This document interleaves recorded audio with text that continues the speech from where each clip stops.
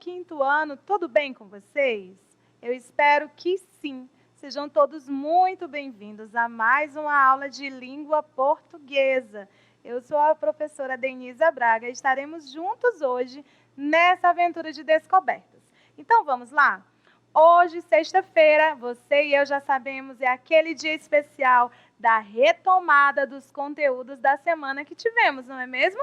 Então, hoje nós vamos falar sobre o gênero reportagem. Vamos abordar também alguns assuntos como concordância nominal e o uso das letrinhas X e CH. Então, vem comigo, porque tem muita coisa para a gente fazer hoje, tá? Olha só, no nosso início da aula, nós temos aquele momento muito especial, que é a hora da leitura, onde eu e você nos deleitamos com histórias fantásticas e personagens maravilhosos. E hoje eu trouxe uma história bem legal para você, e eu. E nós vamos falar sobre um livro muito interessante. Ele tem como título Malala, a menina que queria ir para a escola. E eu achei muito interessante esse tema porque, com certeza, tem muitos de vocês aí em casa que estão com muita saudade do ambiente escolar, não é mesmo? Então, vamos conhecer um pouquinho sobre essa história? Na verdade, gente, essa é uma adaptação do livro original, tá bom? É um pequeno resumo para o público infantil. Então, vamos lá, rapidinho.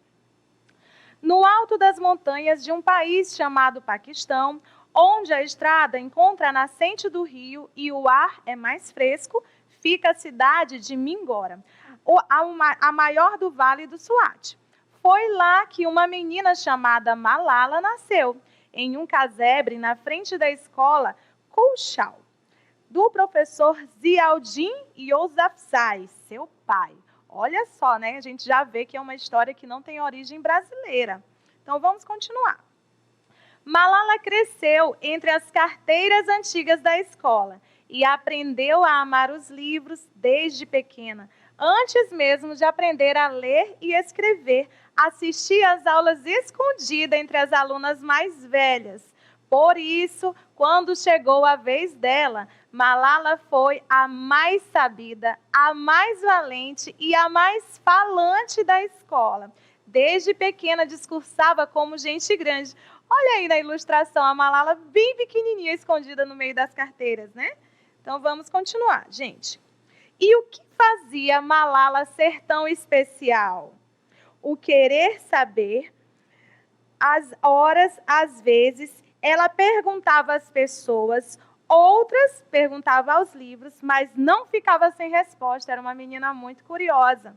Um dia, quando Malala estava com 10 anos, alguns homens que viviam nas montanhas, chamados talibãs, tomaram conta do Vale do Swat.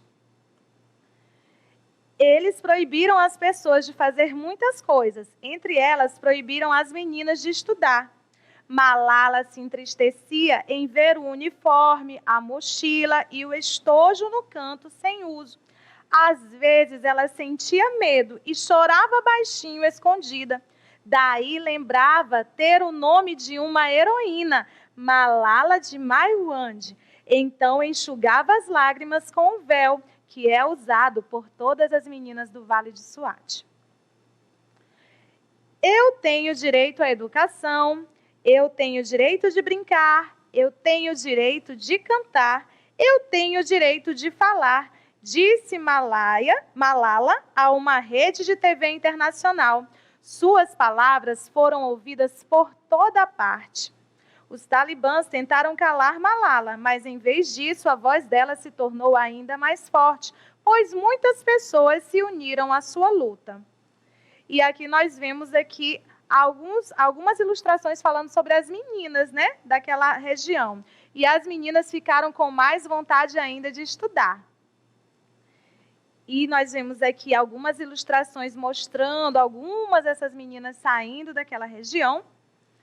E aqui finalizando nossa história. E assim que pôde, adivinhe para onde Malala foi correndo. Este é o momento mais feliz da vida dela, porque eu estou voltando para a escola hoje, tenho meus livros, minha mochila e vou aprender. Eu quero aprender sobre como posso mudar o mundo. Então, no momento que ela pôde voltar para a escola, ela foi com muita alegria, né? E Malala voltou a sorrir porque era só uma menina que queria ir para a escola. E aqui tem uma frase muito emblemática dessa jovem. Na verdade, esse livro que a gente leu, essa pequena historinha, um resumo, ele é realmente inspirado na vida de uma menina que ganhadora de Nobel da Paz aos 17 anos de idade. E a frase dela, muito conhecida mundialmente, é: uma criança, uma professora, uma caneta em um livro podem mudar o mundo. Olha só, gente. Isso é muito importante, muito inspirador para as nossas vidas, né? O quanto a educação é importante para nós e é muito necessária, principalmente nos dias de hoje. Então, com essa leitura, nós iniciamos a nossa aula e vamos para os objetivos da aula de hoje, que são: ativar conhecimentos prévios sobre a situação comunicativa do texto. Então, nós vamos perceber os atores sociais envolvidos, que são os interlocutores, o espaço, que é o contexto de circulação desse texto, e os propósitos comunicativos, qual é a finalidade do texto, também abordando o gênero textual. Vamos identificar e reproduzir em reportagens, manchetes, leads e corpo de reportagem simples para público infantil. Vamos saber todas as partes que formam uma reportagem. Também vamos aprender a identificar o tema de um texto e flexionar adequadamente na escrita e na oralidade artigos, adjetivos e numerais com concordância com os substantivos. E, além disso, grafar palavras utilizando regras de correspondência, fonema, grafema e contextuais, com as palavrinhas com X e também palavrinhas com CH. Então, vamos começar, gente? Gênero textual da semana, você e eu já sabemos, é reportagem, não é? E aqui eu trouxe para vocês um pequeno conceito sobre esse gênero textual. Bom, reportagem é um texto que tem o objetivo de expor informações detalhadas sobre assuntos de interesse social. Vamos continuar? Trouxe aqui para vocês também algumas características básicas da reportagem. A reportagem é um texto jornalístico que traz sempre um autor.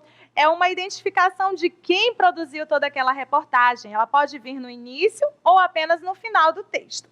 A reportagem aborda assuntos atuais e temas do interesse público. Ele também é um texto acompanhado de muitas fotografias.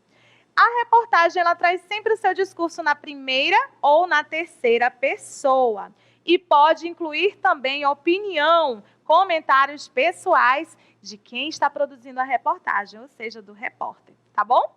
Então, vamos continuar. Onde nós costumamos encontrar a reportagem? Bem, a reportagem ela pode ser publicada em revistas, jornais, ela também pode ser veiculada nos rádios, nas televisões e também na internet, nas redes sociais, nos blogs e nos sites. Agora nós vamos ver um pouquinho sobre a estrutura desse gênero textual bem interessante que é a reportagem. Para isso, eu trouxe aqui para vocês um resumo sobre essas partes que formam o gênero textual reportagem.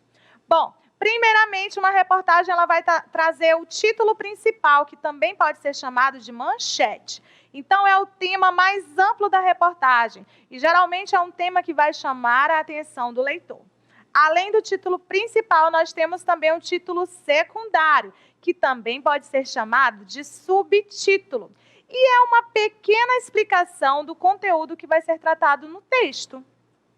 Nós também temos uma parte bem legal, bem interessante, que ajuda muito a gente entender o que vai ser falado no texto, que é o lead. O que é o lead? Bom, o lead geralmente é a primeira parte do gênero textual e é uma prévia do assunto da reportagem. Ele vai resumir o que o leitor vai ler dentro do texto em si. E nós temos também o corpo do texto, que é a reportagem em si, com todas as informações contidas nele. E esse corpo de texto ele vai ter que estar relacionado ao lead, que é aquela primeira parte que a gente lê. Geralmente é o primeiro parágrafo, o lead. O restante é o corpo do texto da reportagem, tá bom? Na reportagem há dados, entrevistas com especialistas, tem análise detalhada dos fatos e o equilíbrio entre o discurso direto e o discurso indireto. Bom, sabendo de todas essas informações, nós vamos tratar também da leitura de um texto. Só que antes de lermos o texto, você vai observar agora a imagem abaixo. Observe o que está acontecendo nessa imagem, gente. Nós vemos aqui várias pessoas, mas nós temos uma figura central, não é? E eu quero que vocês observem principalmente a expressão facial de cada um desses personagens que nós temos na cena. O que está sendo retratado aqui? Vamos dar uma olhada, observando e também refletindo com as perguntas. Olha só. Primeira perguntinha para você responder. O que está acontecendo com a criança do centro da imagem? Você pode observar o que está acontecendo? Essa criança que está no centro da imagem, ela está toda coloridinha de rosa, né? Me diga, ela está feliz? Ela está triste? Como que você acha que ela está se sentindo? E agora vamos observar também, olha só, as pessoas ao redor dessa criança. O que estão fazendo com essa criança? Tem algumas pessoas que estão apontando, tem outras pessoas que estão sorrindo, tem outras pessoas que me parece aí pela figura, né, da imagem, parece que está falando alguma coisa. E será como é que essa menina do centro, essa criança do centro da imagem está se sentindo com tudo isso? Olha a próxima pergunta aí. Qual é o nome dado à prática violenta retratada na cena? Você sabe? Você conhece? Vamos lá? Outra pergunta para você refletir também. Qual deverá ser o tema da reportagem a seguir, analisando a figura que nós acabamos de ver? Então, gente, o que está acontecendo com a criança no centro da imagem? A criança, ela está ali sofrendo uma prática violenta, como nós já vimos na segunda questão, não é? E essa prática violenta, ela tem um nome, que é o bullying, né? E aqui a gente percebe que pelo fato das crianças estarem aí todas aí carregando uma mochila, né, que geralmente aí a gente leva essa mochila para onde? Para a escola, não é? Então, a gente pode inferir que essa imagem retrata aí o bullying escolar, ou seja, o bullying que acontece dentro das escolas. Então, vamos continuar. Sabendo de tudo isso, qual deverá ser o tema da reportagem que nós vamos ler? Aí eu deixo para você perceber tudo e depois a gente volta para essa pergunta. Observe o título do texto. Olha o título do texto. Bullying. É preciso levar a sério ao primeiro sinal. Esse tipo de violência tem sido cada vez mais noticiado e precisa de educadores atentos para evitarem consequências desastrosas. Aqui na leitura do texto, ao mesmo tempo, enquanto a gente lê, a gente também vai perceber as partes que formam o gênero textual reportagem, toda a estrutura. Lembra que a gente conversou sobre isso antes? Pois agora vamos dar aqui uma olhada nessa primeira parte do texto. Olha só. Temos o título do texto, que você observa que está numa letra bem maior, não é? E também aqui embaixo nós temos o subtítulo, que é como se fosse um complemento do título que nós vimos aqui, da manchete. Ok? Então, as primeiras partes nós já identificamos aqui. Então, vamos continuar, gente. Olha só. Nesse slide, nós temos a autora do texto, que é a Andréa Barros, e também a data em que essa reportagem ela foi publicada, que é 1º de abril de 2008. Já, olha, é importante saber que a reportagem ela tem essa característica. A reportagem ela aborda temas sociais que elas transcendem a questão do tempo. Olha só, essa reportagem ela foi produzida e publicada em 2008. Nós estamos em 2021 e, por ser um tema muito discutido na sociedade, a reportagem ela não perde o seu peso dentro da estrutura jornalística. Ela continua sendo um tema bem atual e pode ser utilizada para reflexão ainda hoje, muitos anos depois dela ter sido publicada. E esse é o teor da reportagem, né? Trazer temas sociais que, apesar de terem sido publicados há muito tempo, ainda hoje reverberam uma voz aí dentro da sociedade. Vamos continuar. Entre os tantos desafios já existentes na rotina escolar, está posto mais um. O bullying escolar, termo sem tradução exata para o português, tem sido cada vez mais reportado. E esse aqui, gente, é o lead, que é aquela primeira parte que vai resumir para a gente sobre o que a reportagem vai abordar. A partir dos casos graves, o assunto começou a ganhar espaço em estudos desenvolvidos por pedagogos e psicólogos que lidam com a educação. Para Lélio Braga Calhau, promotor de justiça de Minas Gerais, a imprensa também ajudou a dar visibilidade à importância de se combater o bullying e, por consequência, a criminalidade. Não se tratam aqui de pequenas brincadeiras próprias da infância, mas de casos de violência, em muitos casos de forma velada, ou seja, escondida, é aquela coisa que todo mundo faz, mas ninguém dá conta, ninguém comenta. E essa parte aqui, que nós vamos ler a partir de agora, é o corpo do texto em si, tá bom? Essas agressões morais ou até físicas podem causar danos psicológicos para a criança e o adolescente, facilitando posteriormente a entrada dos mesmos no mundo do crime, avalia a especialista no assunto. Ele concorda que o bullying estimula a delinquência e induz a outras formas de violência explícita. Seminário. Organizado pela Promotoria de Justiça da Infância e da Adolescência da Paraíba, em parceria com os governos municipal e estadual e apoio do Colégio Motiva, o evento tem como objetivo, além de debater o assunto, orientar profissionais da educação e do judiciário sobre como lidar com esse problema.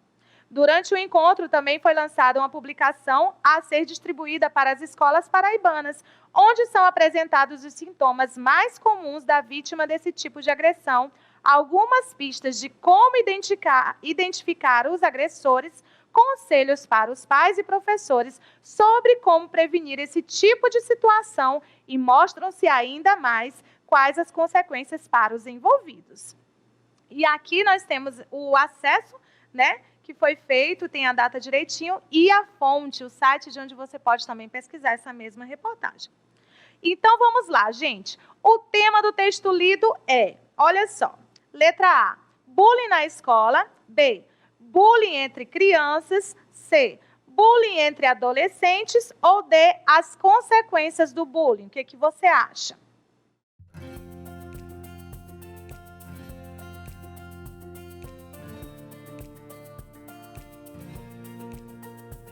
E aí, pessoal? Conseguiram fazer aí a sua escolha? Vamos lá? Olha só, o tema do nosso texto é bullying na escola, porque a escola é um lugar onde crianças e adolescentes frequentam, não é verdade? Então, o bullying ele acontece tanto na área infantil, como também na área já da faixa etária da adolescência, tá bom? E aqui nós temos a nossa resposta. O bullying escolar, termo sem tradução exata para o português, tem sido cada vez mais reportado, ou seja, tem acontecido cada vez mais.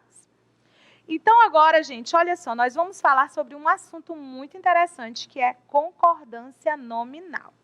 Você já ouviu falar desse assunto durante essa semana, não é? E agora a gente vai fazer aí um apanhado de tudo que nós vimos, tá bom? Então vamos comigo, olha só.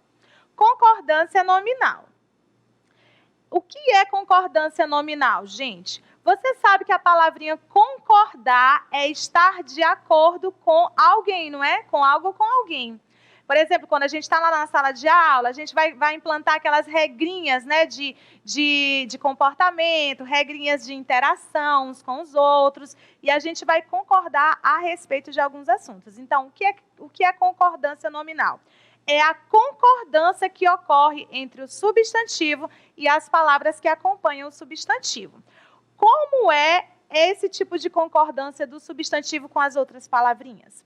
Ele ocorre em gênero, masculino ou feminino, e também ocorre em número, singular ou plural.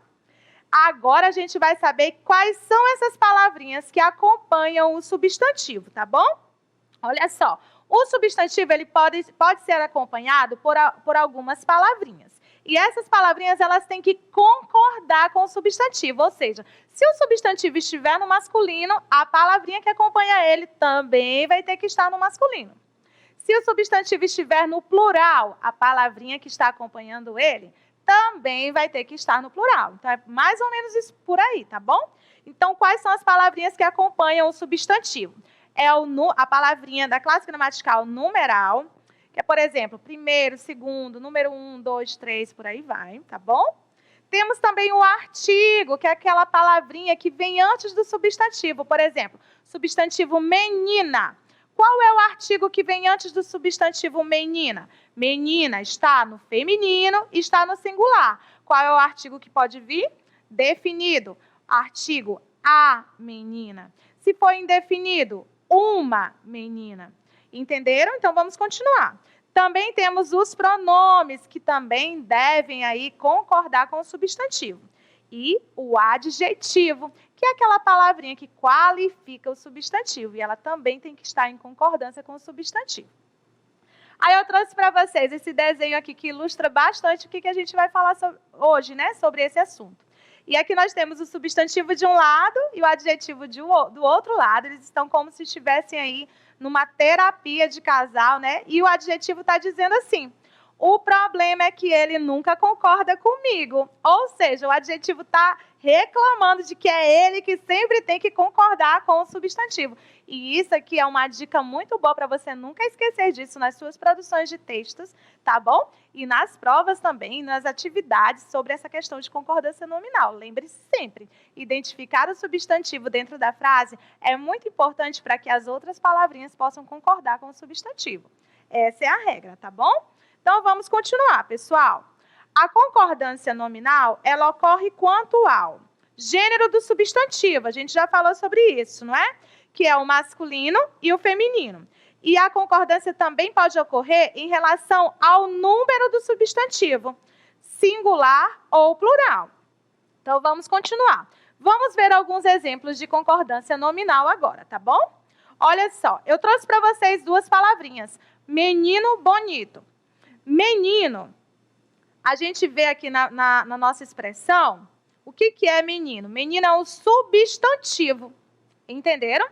É aquela palavrinha que dá nome aos seres, o substantivo. Então, menino é um substantivo. E a palavra bonito, como eu classifico essa palavra? É um substantivo também? Não, não, não. Essa palavra, gente, olha só, é um adjetivo. O que é um adjetivo? É aquela palavrinha que qualifica, que caracteriza o substantivo, ok? Então, vamos observar a palavra menino aqui. Olha só, ela termina com a letrinha O. Isso indica para a gente que essa palavra, ela está no gênero masculino e está no singular.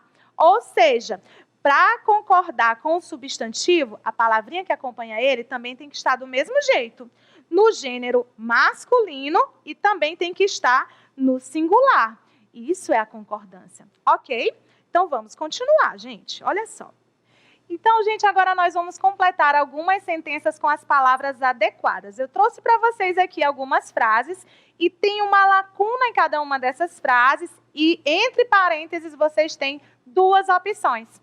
E aí, qual é a grande jogada dessa atividade? Você entender a questão da concordância nominal. Em cada frase nós temos um substantivo e aí cada uma dessas frases você vai ter que pegar uma palavrinha ali que está entre parênteses, escolher uma delas para colocar aqui na lacuna da frase. Então, vamos lá. As flores são muito perfumadas ou perfumados? Simples, né? Flores é um substantivo que está no feminino e está no plural. Então, eu vou usar também a palavrinha perfumadas, que está no feminino e também no plural. Aluno disse que chegaria bem cedo no primeiro dia de aula. Quem foi que disse? O aluno ou os alunos? Eu tenho que colocar o aluno, porque está no gênero masculino e também no singular, para concordar com o substantivo aluno. A outra frase é: Ariane foi a criança a concluir a prova. Aí temos as palavrinhas segunda e segundo. Ariane foi a segunda criança ou Ariane foi a segundo criança? Segunda, né, gente? Feminino, singular. Olha só como é que a gente faz a concordância. Esta caneta esferográfica azul é minha ou meu? Caneta é o nosso substantivo. É um substantivo feminino que está no singular. Então, eu vou utilizar o pronome minha. Também está no singular e no feminino. Alguns rapazes ajudaram muito. Alguns rapazes educado ou educados. Rapazes está no plural e está no masculino. Portanto, eu vou colocar aqui a palavrinha educados. Por fim, Roberta permaneceu o dia inteiro. Roberta permaneceu quieta ou permaneceu quieto? Permaneceu quieta. Roberta é um substantivo feminino. Então, gente, vamos continuar aqui rapidinho. Olha só. Palavras com X ou CH. Temos aqui a história da Leloca. Olha só, o que vocês vão doar para o bazar? Eu separei uma caixa de xícaras, uma baixela, ameixas e uma enxada. Eu separei uma chave de roda, um chapéu, espetos de churrasco, um chuveiro, uma fechadura e uma bucha. Eu vou dar um enxoval de bebê, uma bexiga, uma lixeirinha e um peixe de pelúcia e um chale xadrez. Eu vou doar uma mochila, um tacho de chocolate, um chaveiro e um boliche e uma chuteira. Bazar beneficente do chuchu e da xereta. E nós temos aqui algumas regrinhas para quando usarmos o X. Olha só. Após um ditongo, gente, que é aquele encontro de duas vogais, o ditongo, né? Olha só. Aqui nós vemos várias palavrinhas. Caixa, baixela, ameixas. Todas elas o X vem após o ditongo. Também usamos o X após a sílaba EN, em. Inicialmente, né? Como, por exemplo, aqui, a palavra enxada. Olha só, temos uma exceção da regra. Temos duas palavrinhas, encher e enxova, que são escritas com CH e não com X. Também usamos o X após a sílaba me, bem no início da palavra. Mexerica, mexicano, mexilhão, mexerico e mexer. Observação, a exceção para essa escrita na ortografia brasileira é a palavra mecha, tá bom? Que é escrita com CH. Também usamos palavras de origem indígena, a letra X em palavras de origem indígena ou africana. Olha só, Xangô, Chavante, Xará e Machixe. E também nas palavras aportuguesadas, que vieram de outra língua, mas foram trazidas para o Brasil, como shampoo e xerife. E aí, gente, nesse quadrinho eu quero que vocês encontrem palavras escritas com CH rapidinho. Vamos lá? Você consegue encontrar? Eu vou te ajudar aqui. Olha só, gente. Chave, chapéu, churrasco, chuveiro, fechadura e bucha. Então, pessoal, espero que vocês tenham gostado bastante da nossa aula. Por hoje é só. Tchau, tchau.